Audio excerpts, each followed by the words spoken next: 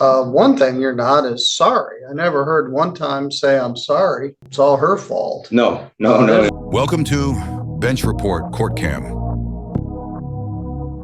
It's People versus Ismael Garcia. File number is 241618.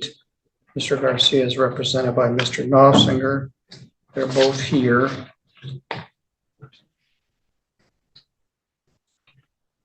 Morning, Judge. Good morning.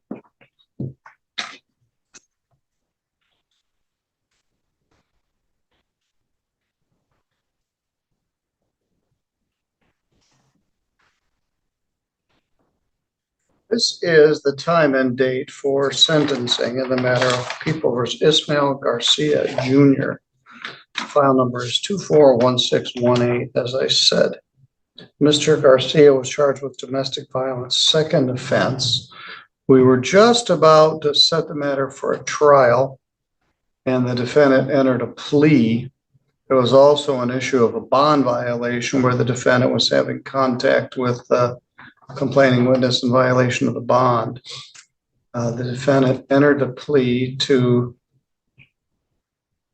domestic violence first offense, and that was on October 24th. The matter was set for sentencing today.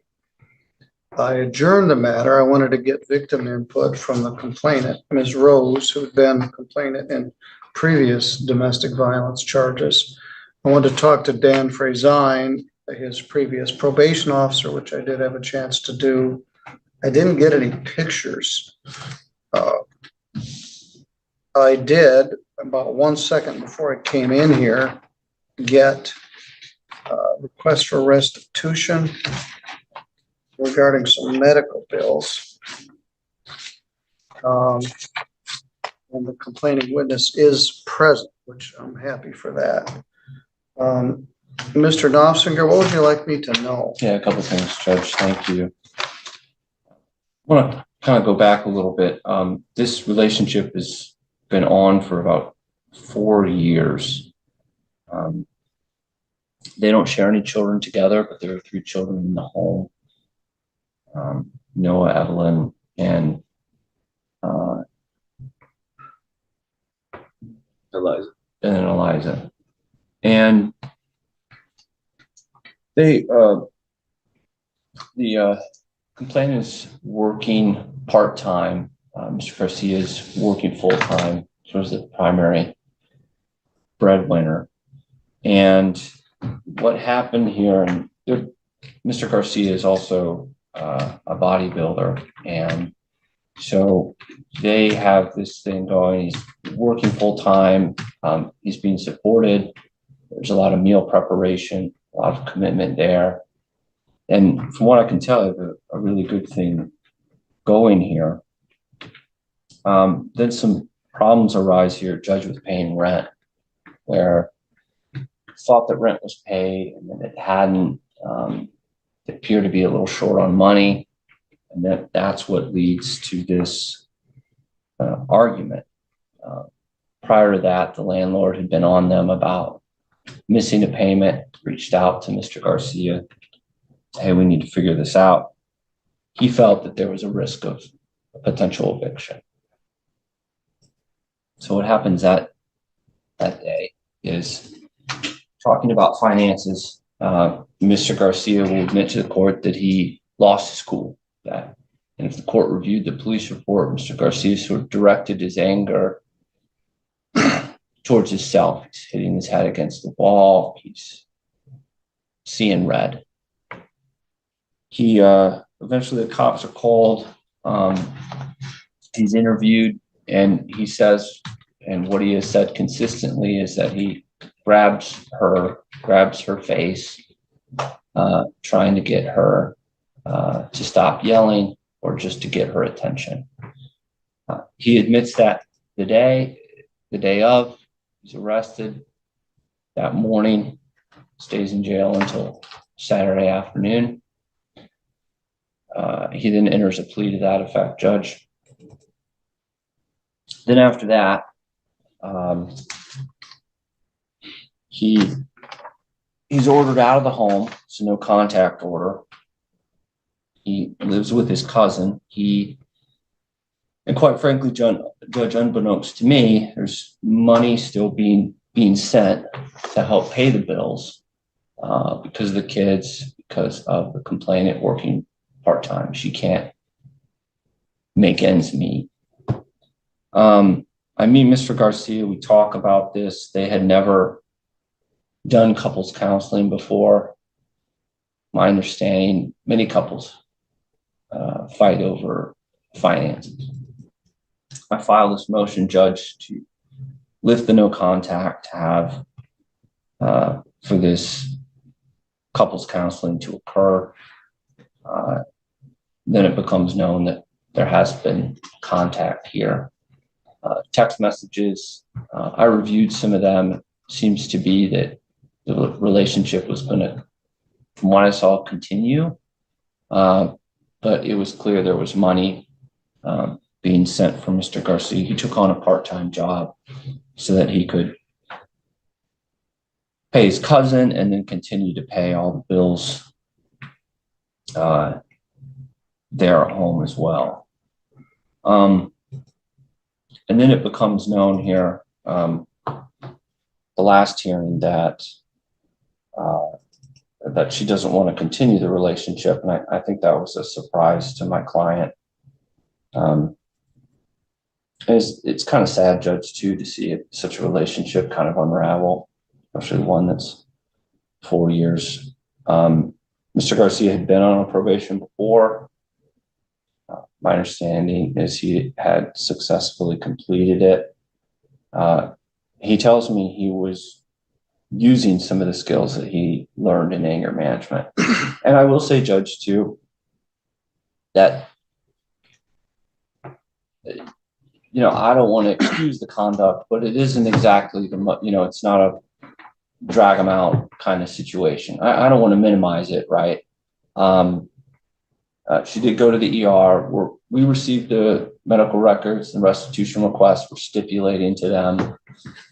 Court can order that. I don't want to minimize that, what happened. We would be asking for a term of probation here, Judge, stipulating to the restitution. There is a certain amount of jail credit here. We'd ask the court to order that. And then also, if court is inclined to order jail time, we ask that be ordered in such a way that it would be not interfere and put Mr. Garcia's employment at risk. Thank you.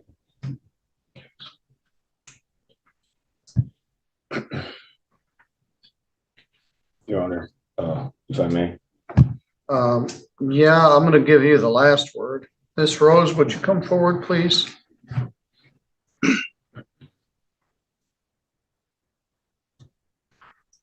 Good morning. Are you Charlene Rose? I am.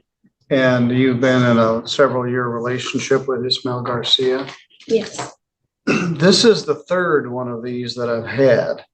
The first one was in 2022, and Ismael was placed on probation with Daniel Frazine, and we'll give his input in a minute.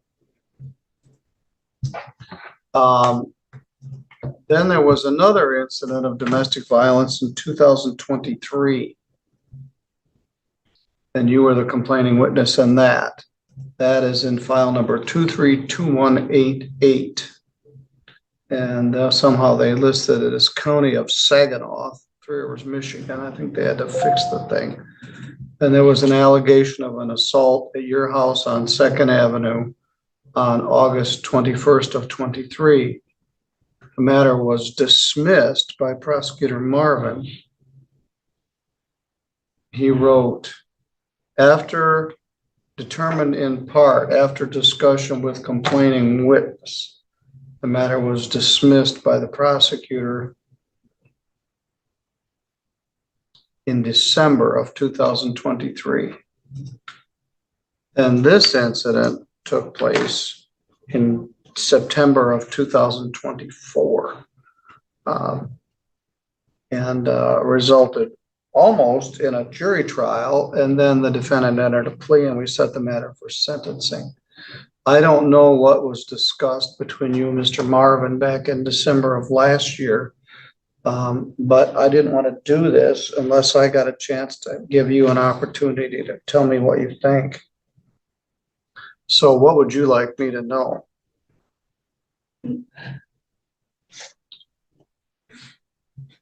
I understand you've written some comments down. Do you think you can read them, or would you like the victim advocate to read them? All right, Ms. Countryman, would you come forward?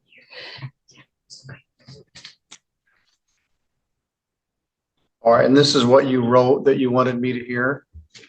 You have to say yes or no. Yes. Okay. This is Marissa Countryman. She's the victim advocate for the prosecuting attorney's office. Could you read that for me? It says, Your Honor, I'm writing this statement to convey my grave concerns regarding Ismael Garcia, who has posed a considerate amount of danger to me and other women. Please consider this as an earnest plea for justice and protection. Over the 4 years we were together, our relationship was marked by reoccurring violence. Despite attending anger management and domestic violence courses, his behavior remains unchanged. We have appeared in court 3 times due to domestic incidents, but sadly, this is not the full extent of the harm he has caused. The physical assaults were so frequent, I lost count, leading to more than 2 documented hospital visits from injuries requiring physical therapy for my shoulder as a result of this most recent occurrence. Fear kept me from reporting many incidents as I feared for the safety of my children and myself. I have now realized the importance of standing up for myself, my children, and that is why I am here. The proposed plea deal, which involves only a few months in jail and work release, is not sufficient. Given his history of violence, lack of fear of consequences, reported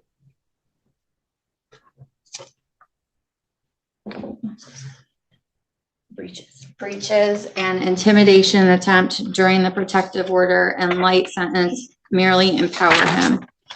This recent jokes about his lawyer describing the situation as minimal, that he won't have to serve the full sentence, how ideal work release is for him so he can save most of his money, visit with friends, come back to meals prepared where he can focus on his physique and come out ready for a national bodybuilding competition only highlights his lack of understanding of the severity of his actions. Ismael remains a significant danger. The past measures of probation and domestic violence classes have proven ineffective. He made remarks during the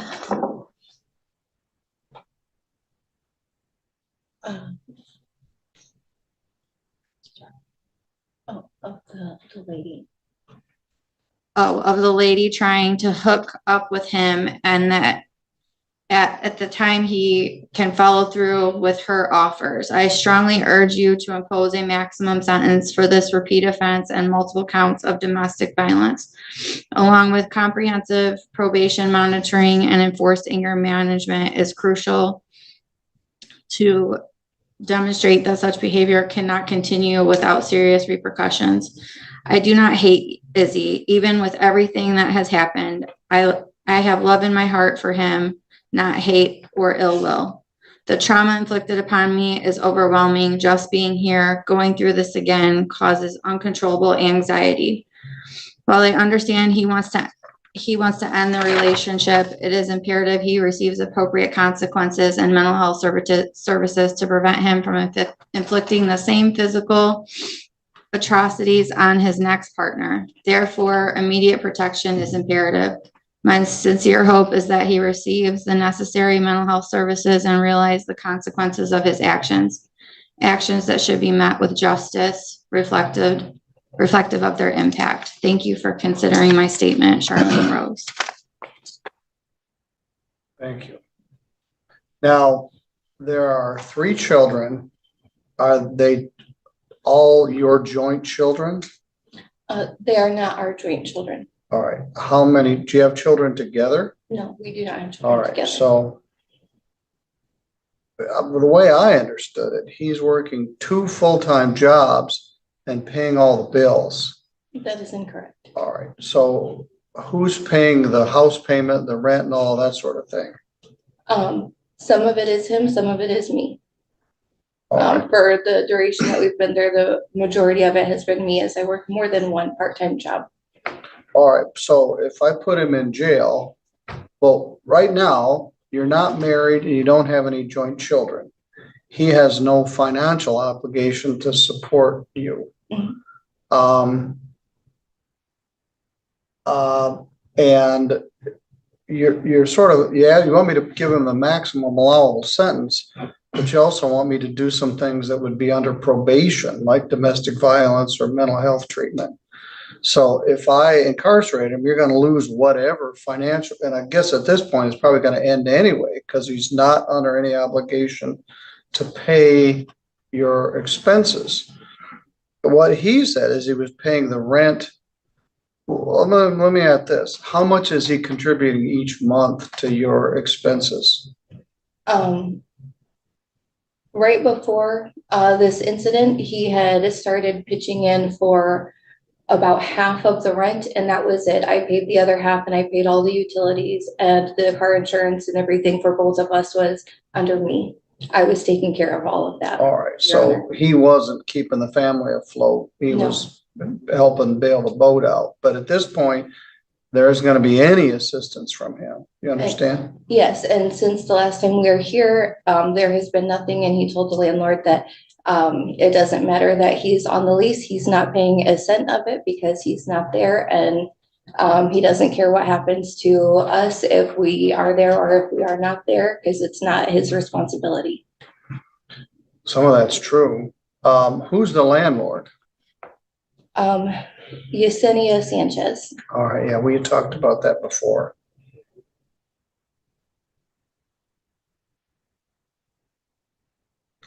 Daniel Frazine had Ismail as a probationer and said he was very respectful, very polite, but he had a concern that he was using steroids as part of his bodybuilding, which led to his anger.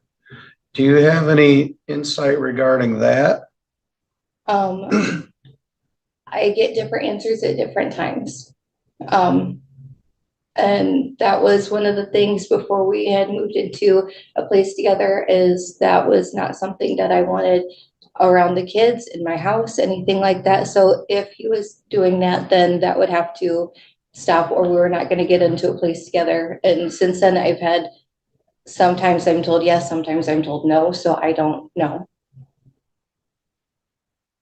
I believe during the incident, I don't remember if it was the one last year or the one the year before, there were some things recovered, but I don't know what the result was of those items, if it ended up being that or not. Well, we don't test for that routinely. As I indicated, he did a good job in the first probation. He cooperated with Daniel. He did the anger management class. He paid all his fines and costs, successfully completed it. So we were both, Daniel and I, disappointed when the second case came up. And it was more of the same, where it was like grabbing your arms. You had bruises on your arms, and it wasn't so much as just manhandling you. After you and Mr. Marvin met, Mr. Marvin dismissed the case. Then 9 months later, we get this case. Then we have the fact that he was trying to contact you while he had a bond condition of no contact. What was that about? Some of it was about finances, some of it was just different things. I did reach out to his family and ask if he was okay, because I had seen some of his social media posts and was concerned that he was going to harm himself. And I love him. Been together for a long time. And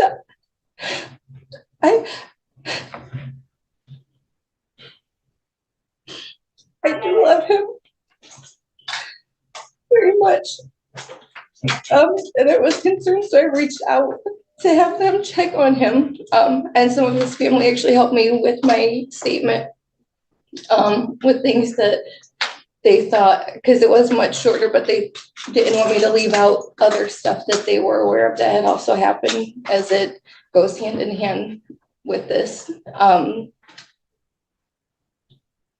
But I know the guy he can be. That's not the guy he is right now. And whether he's with me or with someone else, whoever he's with, he needs to be better. Well, I won't argue with that. Probably he won't even argue with that. Daniel, he did the anger management course. Daniel proposed perhaps the entire domestic violence treatment course.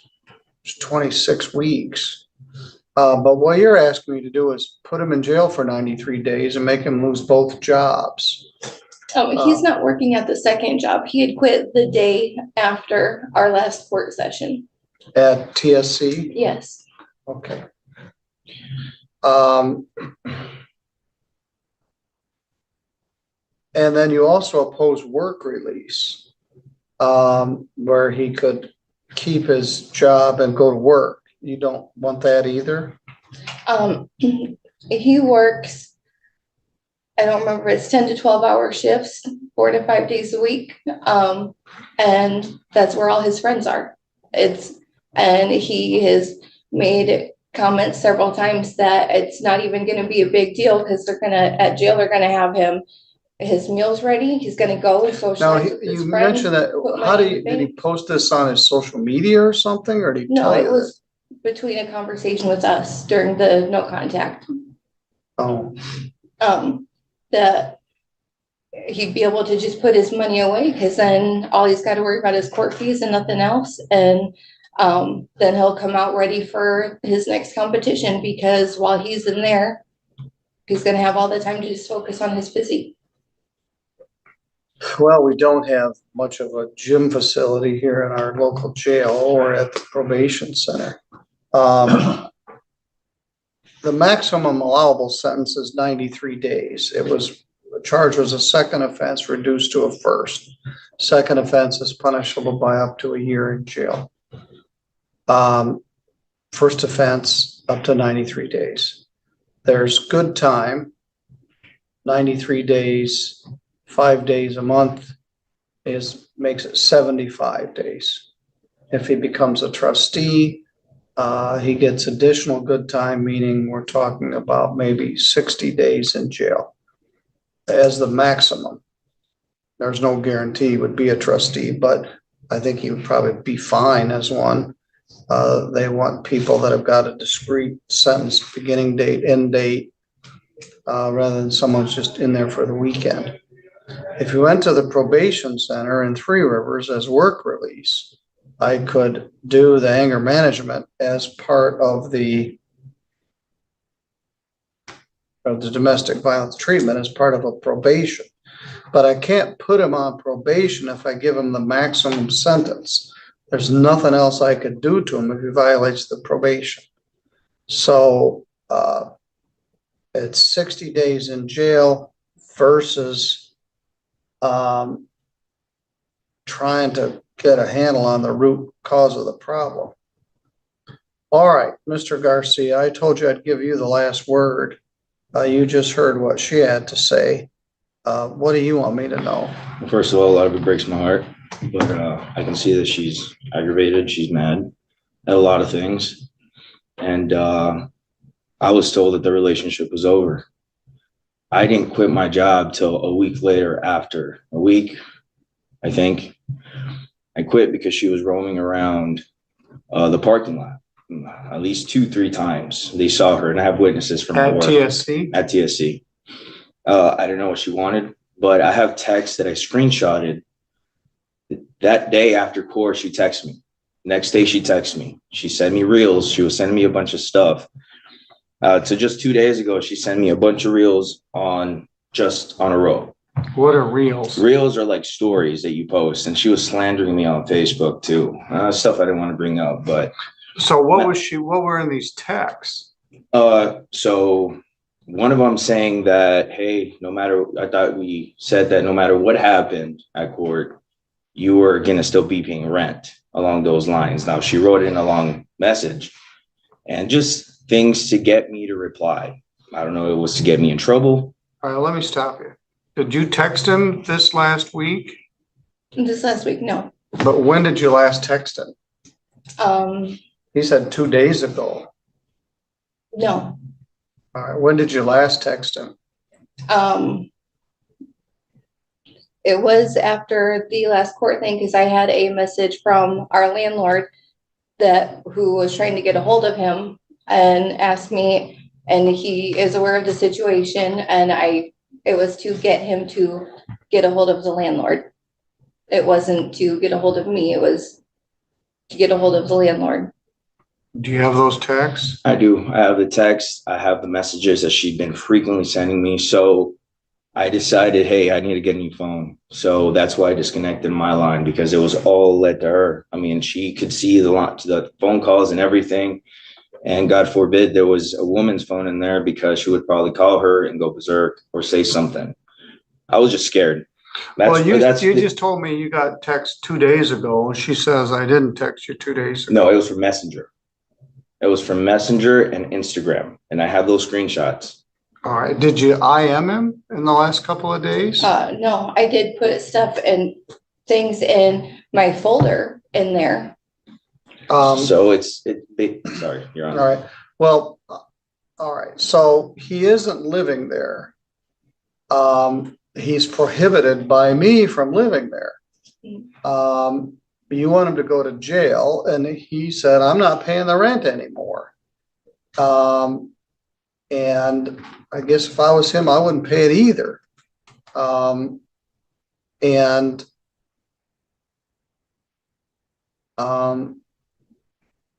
So I'm getting mixed messages here, but go ahead. So prior to this incident, a week before, I talked to an officer. I asked, hey, what is the best way to get out of the situation? Because I'm scared for my life. I'm afraid she's going to come after me if I try to leave one of these days, start screaming or doing something. So that's going to come right back with me, because who's going to believe a big guy? Who's going to believe me, right? Guys like me don't fall into victim and to being the victim or even to play the victim card. And I'm not a victim. But the thing is that I wanted to get out of the situation the cleanest way possible. I didn't want her to come at me and then cops come to me and say, hey, why is she screaming like this? So when I talked to him, he said, get a PO. Okay, cool. I procrastinated on that. 2-3 days later, I went to the same office. Actually, I called dispatch. I called the 911 number. They came and I told them, hey, there's a heated argument. He came, the same officer actually, and he escorted me out. Now, here's the thing. I came back because of the same reason that she's doing right now, sending me those messages, guilt tripping me into coming back. Hey, we're going to be homeless. Hey, what about the kids? Hey, what about all these promises? So I came back. Actually, I came back that same night.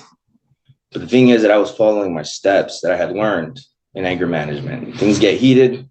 Either you leave the situation or you do something just to get out of the situation simply. And we've had this reoccurring situation go on for a while. And I was ready to leave the relationship. Part of it is that I love her so much that it's so hard to leave the situation to begin with. Medicine that 4 years is not, attached to her, attached to the kids. But yes, I did quit my job at Tractor Supply. As a matter of fact, I was trying to transfer to the one in Goshen. But I have 3 witnesses that saw her in the parking lot 3 times. Not only that, but I'm pretty sure she roamed around my cousin, so I had to go live with my other cousin in Kalamazoo because I was staying in Centerville. But she would roam around there too. But I have proof of the messages. I have proof of the messages on Instagram where she's constantly confusing me, saying that she loved me, she hoped for forever, and I still have them. I screenshotted all of them. And she said that I'm leaving her confused because she doesn't know what's going on, that she didn't say that in court. She didn't say it was over. So what am I to do? Just left in a state of confusion.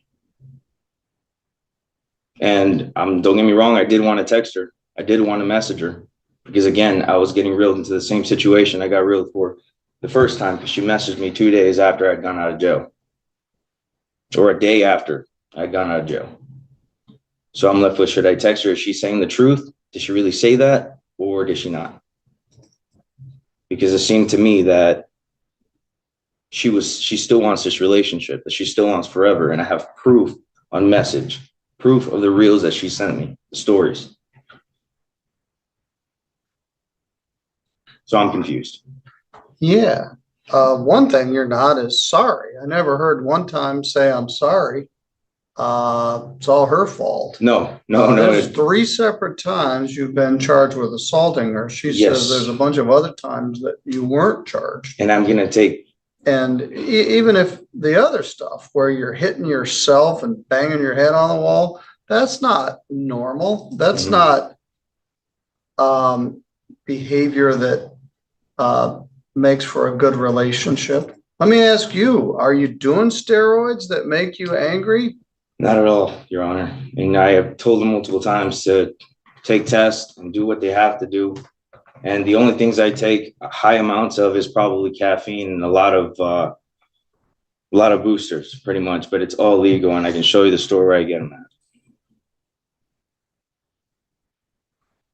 Tell me about the job that you do have. The job that I do have right now, I've been in for 4 years.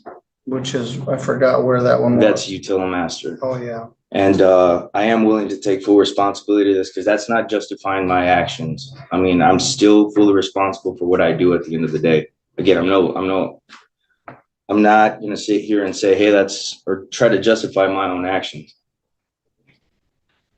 and say any of it is okay, because it's still not okay to do what I did.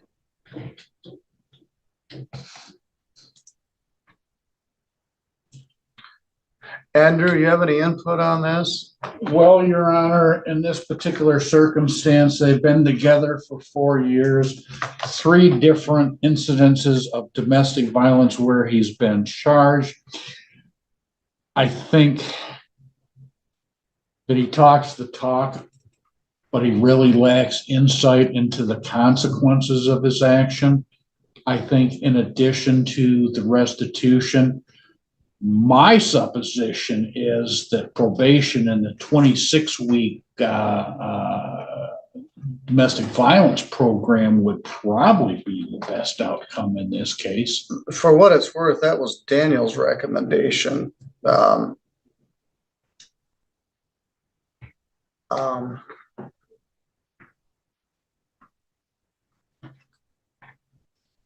To get a better. Your Honor. Yes. Can I say one more thing? Yes.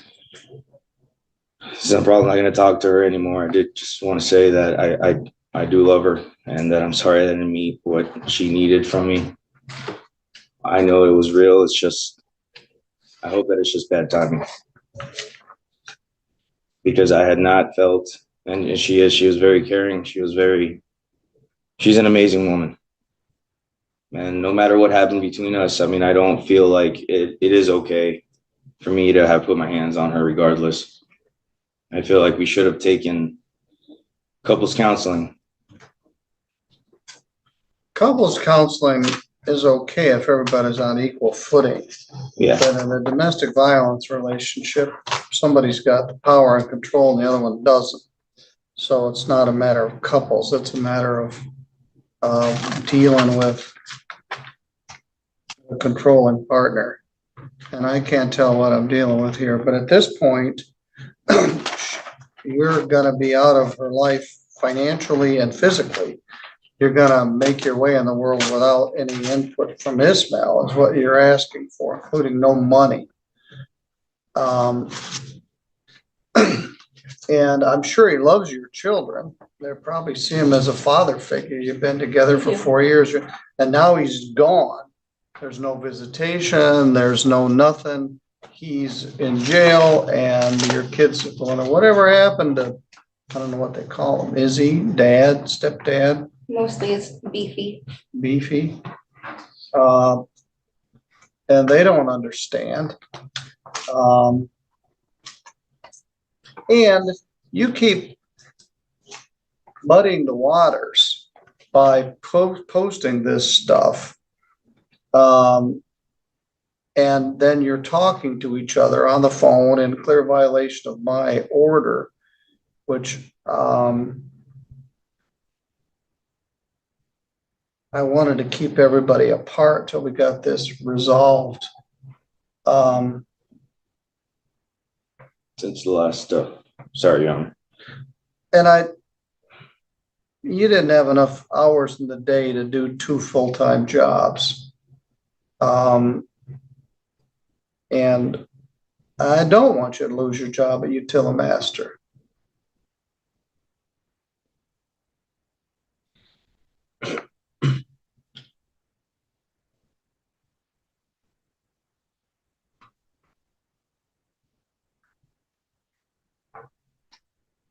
And I'm not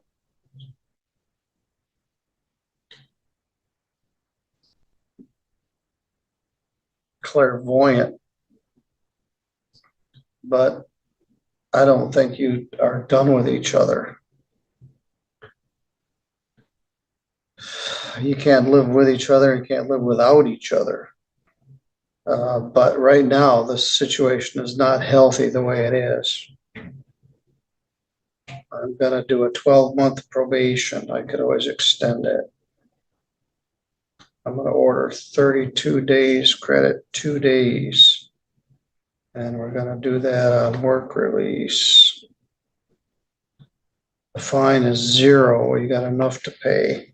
There's a $75 crime victims' rights fee, a $50 state minimum fee, $1,394 restitution.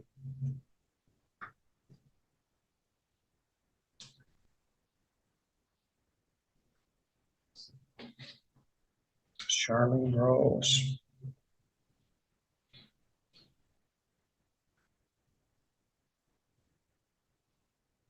There's a $150 attorney fee and a $480 probation oversight fee. And you're to pay for the class.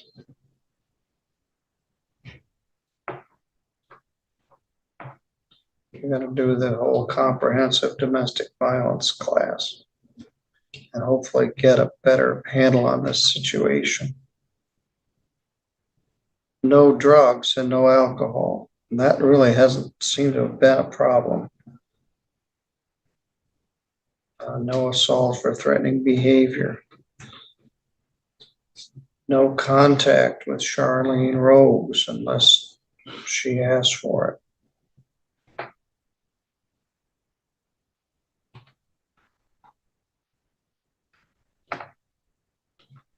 Let's talk about your landlord-tenant situation. You're not living in that house, and you're under no obligation to pay her rent. However, if she is evicted, you're on the lease, the landlord could come back against you for unpaid rent. As long as your name's on the lease, but you're not under obligation to pay her rent while you're not living there. She says you weren't contributing that much anyway. I don't know where the truth lies. Well, I was working a part-time job before this whole thing happened, and a full-time job. She's only been working part-time, so. Well, it is clear, the last 2 cases, the argument was about finances. Yes. So money is an issue, and the lack of money.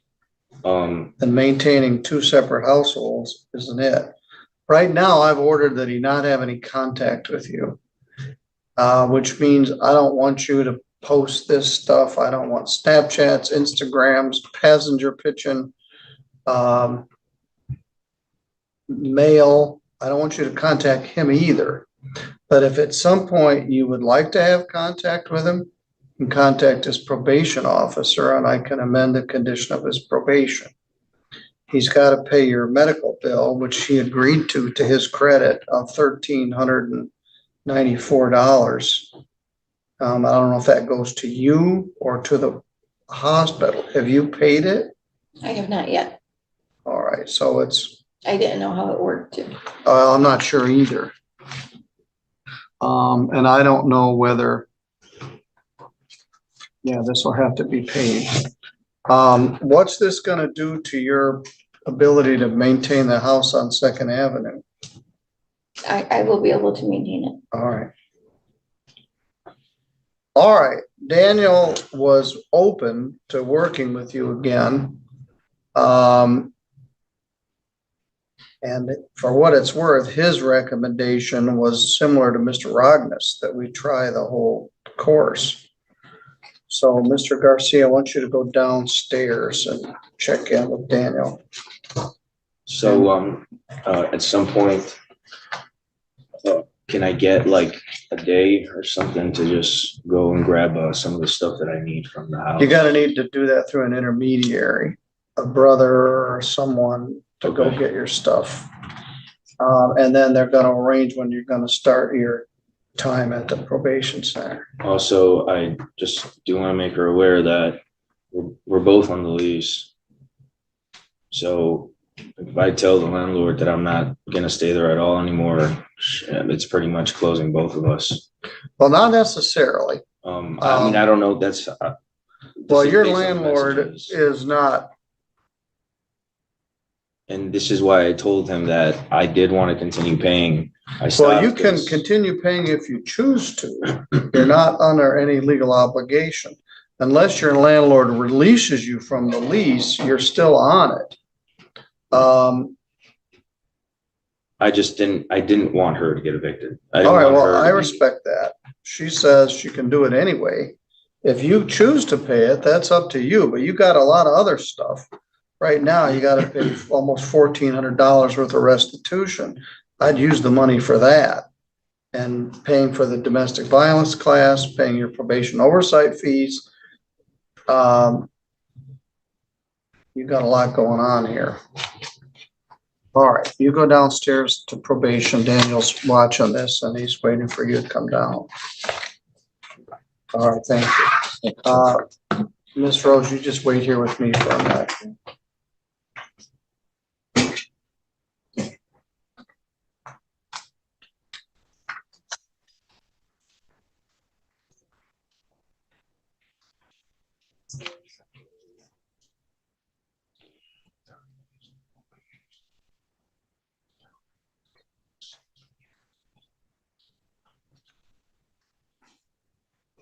Thank you.